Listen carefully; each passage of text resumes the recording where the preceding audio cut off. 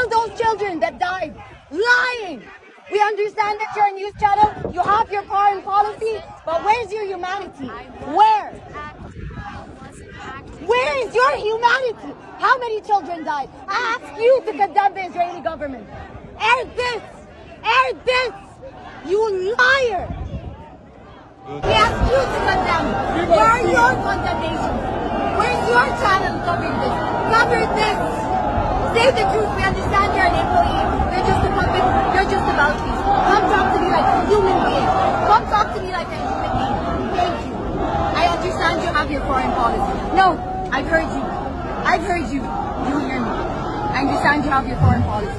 I understand you speak for your government. I understand you represent your government. But that being said, you're a country that's playing free speech. Your customized democracy is actually what led to Hamas. And now we are watching an occupation, and we are watching the result of your silence, of your misrepresentation of Arabs. But a lot of Western channels have been aiding in the dehumanization of Arabs. When I say the word Muhammad, how does that make you feel? You immediately flinch, because that's what's been happening. So now, when 1,000+ Palestinian babies die, you don't feel the same. You don't feel the same as when I tell you one of your own has died. But these are our own. And it is unfair, and Egypt will stand with Palestine. I know Israeli politics, and they try and divide us, and they try and make you seem like we are weak. But let me tell you something, we are not weak. And we stand with the Palestinians, and we stand with Arabs.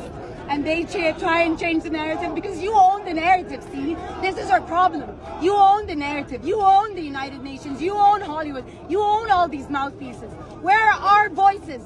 Our voices need to be heard as well. We've been watching your channels. If instead of warning these Palestinian children, we've been having to deal with more dehumanization of Arabs. We've been having to deal with more ridiculous rhetoric, to the extent that one Arab came and just had a farcical interview because there's no more logic.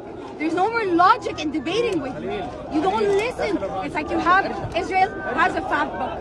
The Palestinians are animals and they need to die, and this is what's been happening. Get our voices across. Fair coverage. Israel has just been breaching too many international laws. The fact that it's been coming across as above the law. Who's to speak for these children? Who's to speak for Palestinian children? Who?